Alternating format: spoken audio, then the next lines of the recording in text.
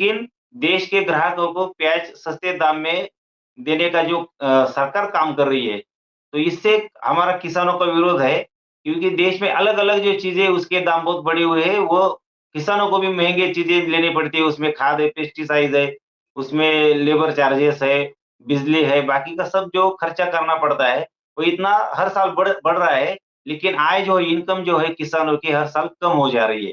तो अभी जो अगस्त महीने से 40% प्याज के ऊपर जो निर्यात में एक्सपोर्ट ड्यूटी लगाई थी, उसके बाद अक्टूबर में $800 एमएपी लगाई थी और 7-8 दिसंबर से जो एक्सपोर्ट बंद करके रखा है, एक्सपोर्ट बैन है।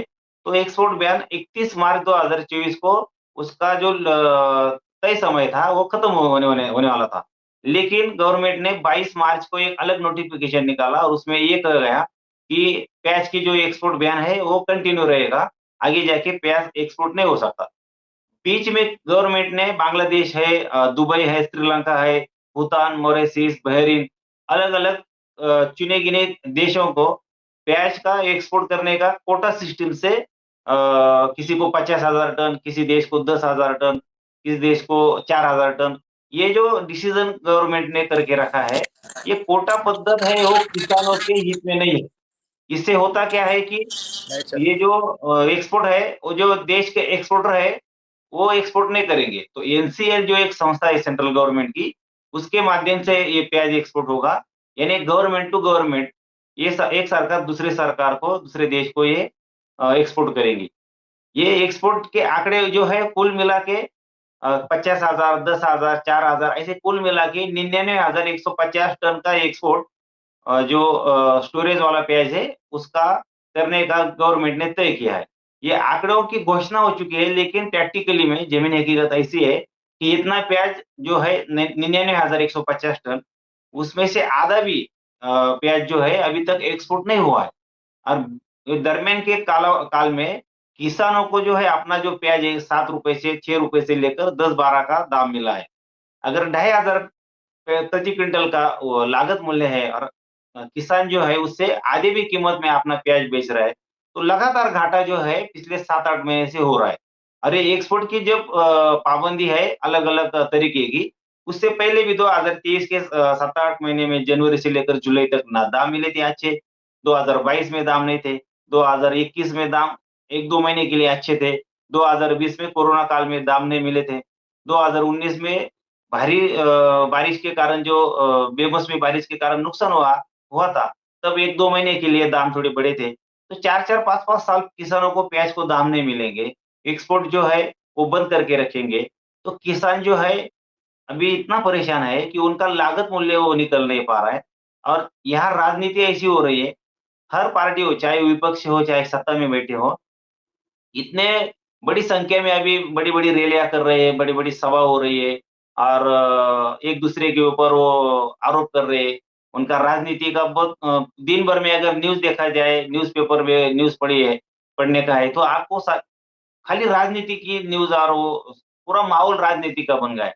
ऐसे में जिन किसानों के बलबूते पे, चाहे अनाज हो, चाहे बाकी की फसल हो, सब्जी हो, प्याज़ हो, जिनके माध्यम से ये सब आता है देश में, उन किसान का जो मुद्दा है, वो पीछे छोड़ के राजनीति हो रही है।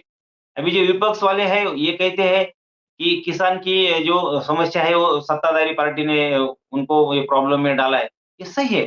सत्ताधारी पार्टी किस लिए होती है कि उनको देश का हर किसी का ध्यान रखना है, ख्याल रखना है। जैसे उन्हें ग्राहकों का ख्याल है, ग्राहकों को महँगा प्याज़ नहीं मिलना चाहिए अगर सरकार का काम है, तो किसानों को भी लागत मूल्य से अधिक दाम मिलना चाहिए, ये भी सरकार का काम है। और विपक्ष का काम क्या है कि विपक्ष जो है, वो पूरा विपक्ष किसी भी पार्टी का हो, उन्होंने जो गवर्नमेंट के गलत डिसीज़न है उनके विरोध एकदम कड़ा विरोध करना चाहिए और वो गलत डिसीज़न वो पीछे लेना चाहिए, जैसा एक्सपोर्ट बैन है। तो यहाँ राजनीति हो रही है, अगर किसान नाराज़ होते हैं तो अपने आप हमको वोट दे देंगे और हम हमारी राजनीति उसमें राजनीतिक रोटियाँ सेकेंगे। इस विचार में और इस काम में विपक्ष लगा हुआ है।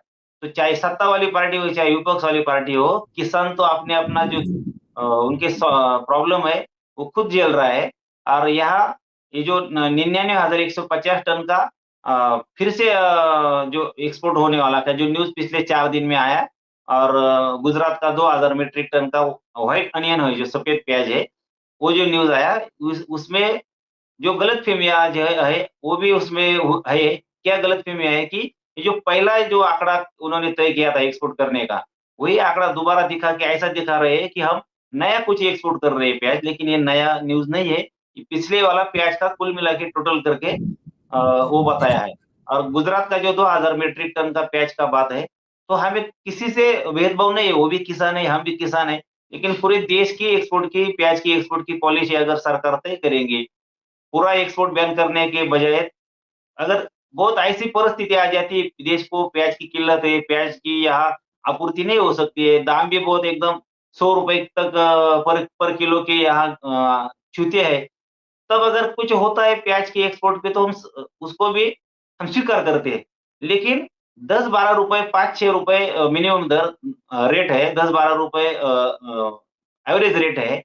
ऐसे रेट में अगर एक्सपोर्ट कंटिन्यू रखने का काम अगर गवर्नमेंट करती है, तो ये बहुत गलत नीति है। इससे किसान जो है, एकदम परेशान है और किसान को अपना लागत मूल्य भी मिल नहीं रहा। और यहाँ महाराष्ट्र में अभी लोकसभा के जो आने वाले जो वोटिंग का टाइम है, तो 7 मई को, 13 मई को और 20 मई को जो वोटिंग होने वाला है, वहाँ ज़्यादातर प्याज के खेती उन जिलों में प्याज की खेती बड़ी मात्रा में होती है। तो इसका जो जी। असर है, वो वोटिंग में दिखेगा, ऐसा हमारा मानना है। आज हम किसान प्याज किसान की बात कर रहे हैं, तो मैं आपको बताना चाहूँगा, जब भी ये सरकार निर्णय ले ले रही है किसानों के लिए, तब कुछ मार्केट में असर होना चाहिए कि नहीं? इन्होंने बयान उठाया ये कह रहे हैं, हम कह रहे हैं कुछ भी बयान नहीं उठाया है, हमें उसका कुछ भी मुनाफ़ा नहीं मिल रहा है। आज मार्केट में हम गए, तो इन्होंने जब-जब निर्णय लिया है कि बयान अभी हमने खत्म किया है और निर्यात चालू की है, ऐसा जब-जब ये कहते, तब-तब ₹1, ₹2, ₹3, ₹5 तक भाव गिरते हैं प्याज के। तो ये क्यों होता है? क्योंकि ये सब झूठ बातें हैं। सिर्फ किसानों को गुमराह करने की बात है, किसानों को सिर्फ लॉलीपॉप देने की बात है, किसानों से सिर्फ वोट लेने का है इनको, क्योंकि इलेक्शन सर पे है, इलेक्शन इनके सामने है। सिर्फ किसान को कुछ झूठे वादे करके, झूठी आशा दिखा के इनसे सिर्फ वोट लेने लेने की ये इनकी रणनीति है। हम आज आपको बता रहे हैं, इन्होंने गुजरात के 2000 टन का निर्यात के लिए इन्होंने परमिशन दे दिया। इससे कुछ नहीं होने वाला भट्टे जी, मैं आपको बोलता हूँ, कुछ भी असर नहीं होने वाला। मैं आपको पिछले साल की थोड़ी सी गणिती बताता हूँ। हमने हर महीने में 2.5 लाख मैट्रिक टन कांदा निर्यात किया है, और इन्होंने कितना अभी दिया है मंजूरी? 90,000। ये नया नहीं है, ये पुराना ही फिर से बताया है। जब ने इन्होंने पुराना बताया है, तब से आज तक 1 किलो प्याज भी भारत से इन्होंने बाहर जाने नहीं दिया। सिर्फ ये घोषणा घोषणा करने वाली सरकार है। और हम देख रहे हैं, एक महीने में 2.5 लाख मैट्रिक टन कांदा हमारा बाहर जाता है, और इन्होंने कितने 90,000 किलो के लिए सिर्फ ये घोषणा की है। तो हम ऐसा देख रहे हैं कि ये सिर्फ 10 दिन के लिए किसान को थोड़ी सी राहत मिलने वाली है। 10 दिन में ऐसा क्या होने वाला है? कहाँ भाव बढ़ने वाला है प्याज का? हमें कम से कम 4 महीने के लिए पूरे तरीके से इन्होंने बयान उठाया, तो कुछ तो किसानों को फायदा होने वाला है। नहीं तो ये सिर्फ लॉलीपॉप, ये लॉलीपॉप की तरह ही चला जाएगा। सिर्फ चूसेंगे हम, पेट में कुछ नहीं जाएगा। ऐसी परिस्थिति इस सरकार की है। हम देख रहे हैं आज क्या प्याज मंडी तक आने में किसानों को इतनी मुश्किलें उठानी पड़ती है। किसानों को रात के 12 बजे बिजली मिलती है, तब जाके किसान प्याज को पानी देता है। प्याज ऐसा ही नहीं आता है। प्याज में जो घास उगता है, वो दिन रात करके निकालते हैं। प्याज की एक गोनी का 60 किलो तक होती है, वो सिर पे उठा के लेके जाना पड़ता है। बारिश आ गई तो कितनी दिक्कतें होती है, ये मैं आपको शब्द में बता नहीं सकता। इतनी दिक्कतें होने के बाद हम प्याज मंडी तक लाते हैं, और ये सरकार एक रात में निर्णय ले लेती है कि आप प्याज बाहर देश में नहीं जाएगा, प्याज बैन किया गया है। ये सरकार को कुछ लज्जा है क्या नहीं? ऐसा एक युवा शेतकरी होने के नाते हम बोल रहे हैं। आज 100 में से 30% लोग किसानी छोड़ने पर आ रहे हैं। क्यों आ रहे हैं? इसका एक ही कारण है, क्योंकि सरकार विरुद्ध शेतकरी, सरकार के खिलाफ किसान के खिलाफ ये सरकार है, ऐसा सब लोगों को लग रहा है। क्योंकि जो भी निर्णय आज तक इन्होंने लिया है, वो किसानों के खिलाफ लिया है। आज हम देख रहे हैं 2.5 लाख मैट्रिक टन हम किसान हर साल, हर महीने में एक्सपोर्ट करते थे। ये जो मार्केट बनाया था वो हम किसानों ने हमारे पसीने से बनाया था, हमारे मेहनत से बनाया था। ये मार्केट ये सरकार ने नहीं बनाया था। हमने जब प्याज उगाया था, बोया था, तब जाके ये मार्केट बना था। और ये मार्केट आज का नहीं है, हमने सालों खर्च किए हैं। हमारे आने वाली पहली पीढ़ी ने ये इतने साल खर्च किए, आज हम ये साल खर्च कर रहे हैं हमारे, क्योंकि हमने वो मार्केट बनाया था। ये मार्केट पूरा बर्बाद किया है।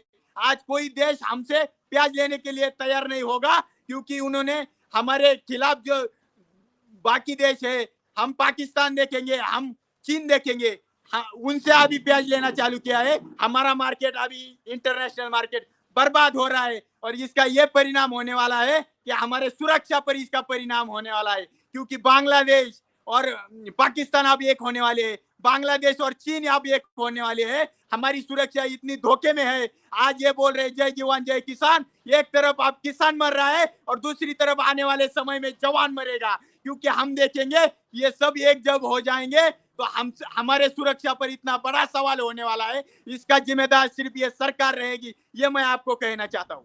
महाराष्ट्र लगभग 43% प्याज का प्रोडक्शन करता है और पूरे देश को प्याज खिलाता है।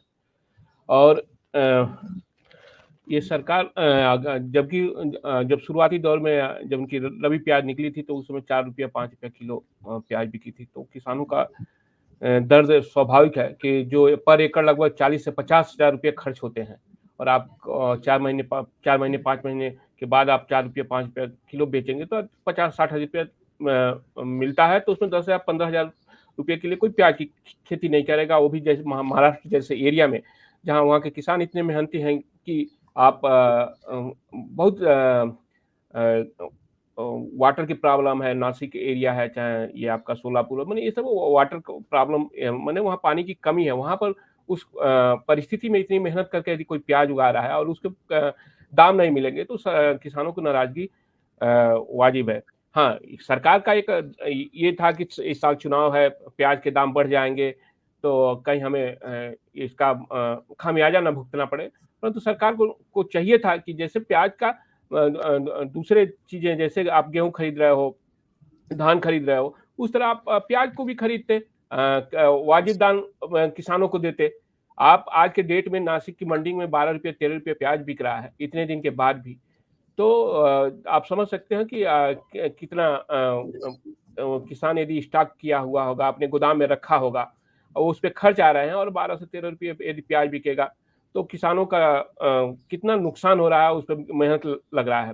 और आपकी पॉलिसी तब कहाँ चली जाती है कि जब प्याज पे जब सरकारें बदल जाती हैं, उस समय तो आपको लगता है कि किसान ने उत्पादन नहीं किया, दाम बढ़ गया तो सारा दोष आप किसानों पर दे देते हो।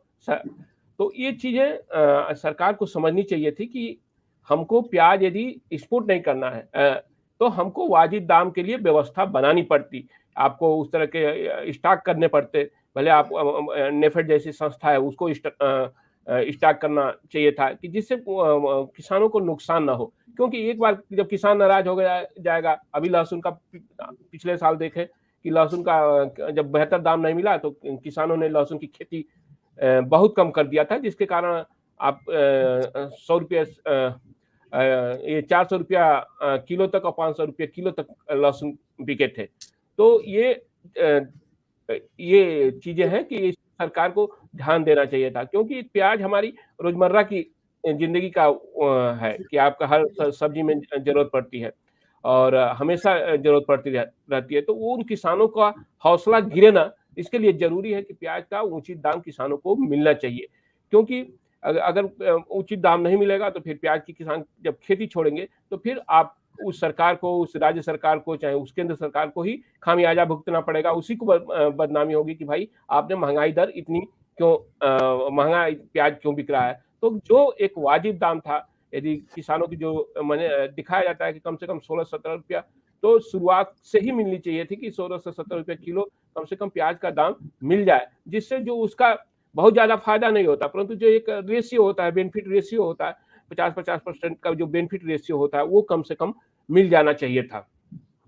तत्कालिक कदम सरकार के पास कभी भी उपलब्ध है। आप प्याज की खरीदारी करिए, जो उनके लाभकारी मूल्य आप देने की बात सरकार करती है, तो लाभकारी मूल्य देने के लिए आपके पास संस्थाएं हैं।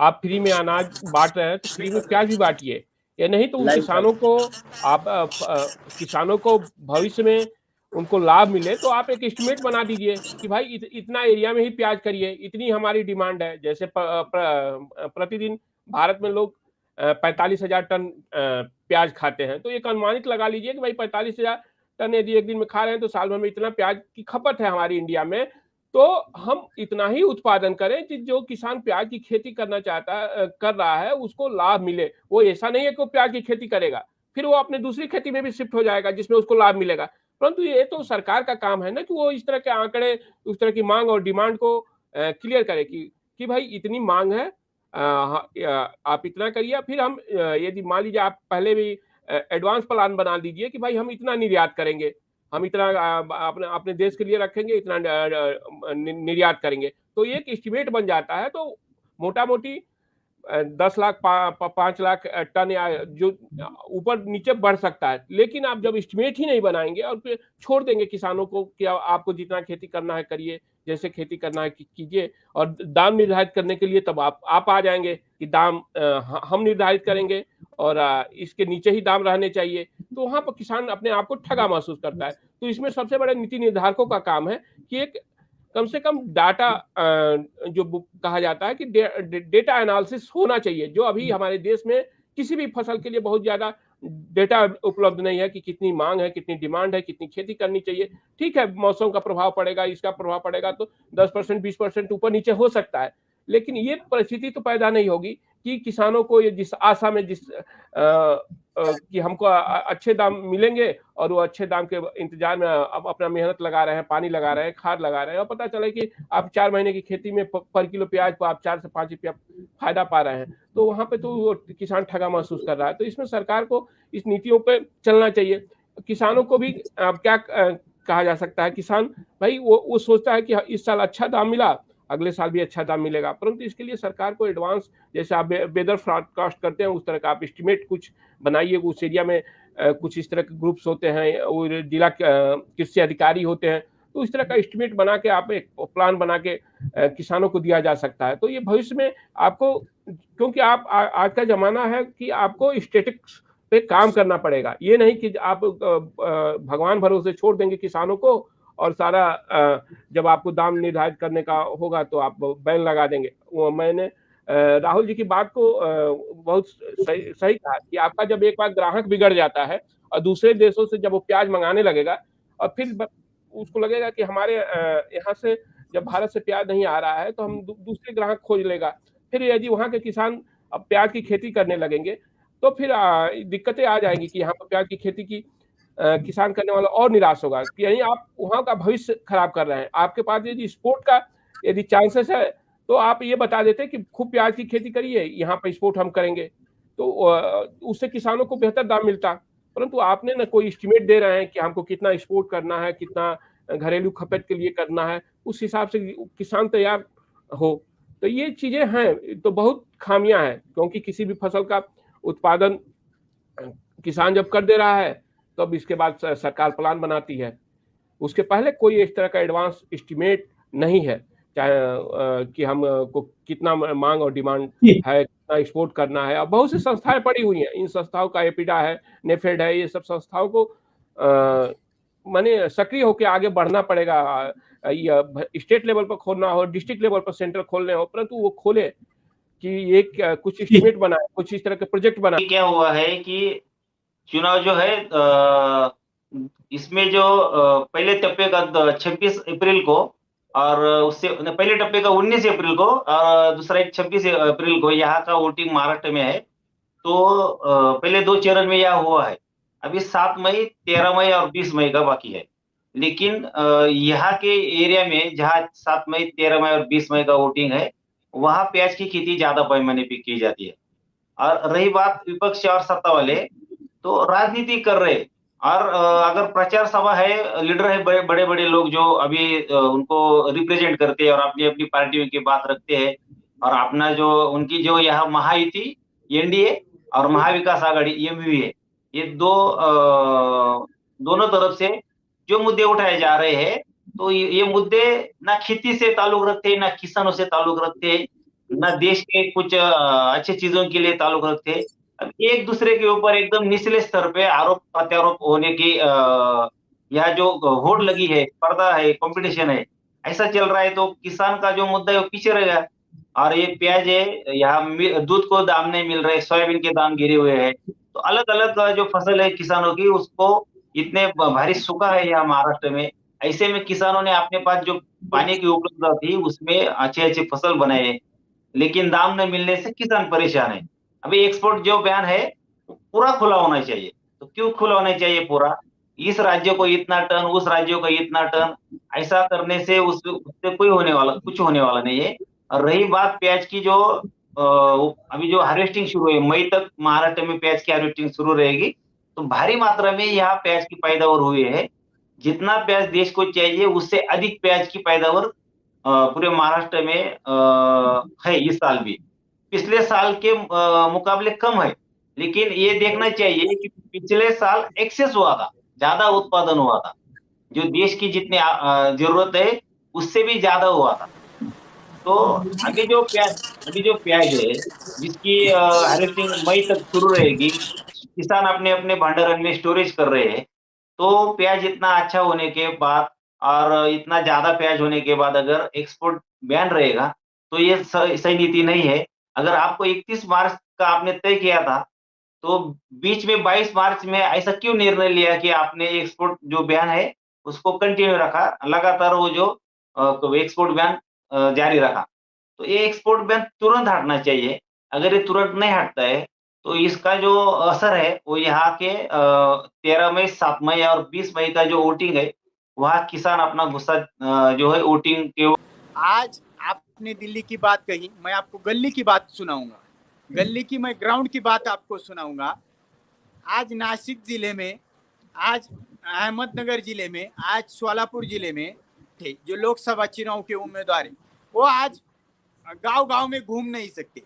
क्यों नहीं घूम सकते?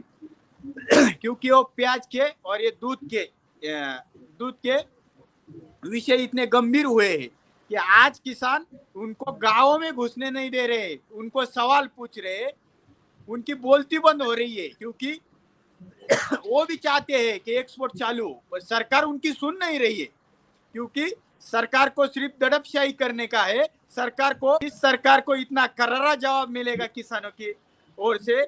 आज तक इन्होंने गन्ना किसान, शक्कर किसान अलग, गन्ना किसान अलग, गेहूं किसान अलग, चावल किसान अलग ऐसा किया था, पर इस बार सिर्फ महाराष्ट्र नहीं तो भारत के सभी किसान, आप पंजाब के देखिए, आप दिल्ली में देखिए, आप हरियाणा में देखिए, आप यूपी एमपी में भी देखिए, इतना रोज सरकार के खिलाफ किसानों का है।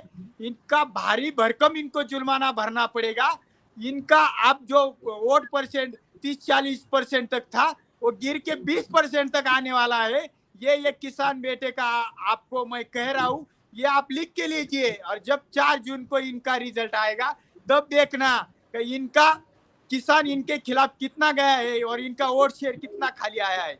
और वो पूरे महाराष्ट्र के अब हम किसान मुंबई में जाने वाले हैं, और हमारे जो आत्महत्या करने वाले किसान है उनको परिवार को लेके जाने वाले हैं, और उनको शहर के हमारे भाइयों को बताने वाले हैं कि आपने ये मांग किया था क्या, प्याज का दाम कम कीजिए और ये किसान के घर को बर्बाद कीजिए। ये सवाल हम उस पीयूष गोयल जी को पूछने वाले हैं, और देखेंगे आप क्या वो जवाब देंगे।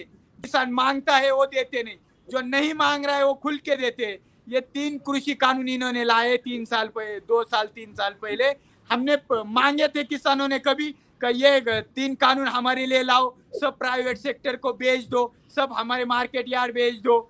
ये इनकी रणनीति है, हमें जो चाहिए वो देते नहीं है, जो नहीं चाहिए वो देते हैं। आज ये कह रहे हैं कि हमारे शहर के भाई जो बहन है, जो खाने वाले हैं, वो जो ग्राहक है, इनके लिए इन्होंने निर्यात बंदी की है प्याज की। तो मैं इनसे सवाल पूछना चाहता हूँ, वो हमारे भाई है तो उनको पेट्रोल फ्री में दीजिए, डीजल फ्री में दीजिए, मोबाइल रिचार्ज फ्री में कीजिए ना, और हमें मुफ्त में कुछ भी मत दो। पर हमारे खिलाफ ये प्याज की रणनीति तुमने जो चलाई है, जो गेहूं की रणनीति चलाई है, जो चावल की रणनीति चलाई है, जो सोयाबीन कापूस की इन्होंने रणनीति चलाई है, जो किसान के खिलाफ जा रहे, इनके लिए मेरा सवाल है, हमारा भुगतान ये देंगे क्या? और नहीं देंगे तो करारा जवाब मिलेगा। आज किसान उत्पादक जो है उनके बेटे बेटियों की शादी नहीं कर सकते,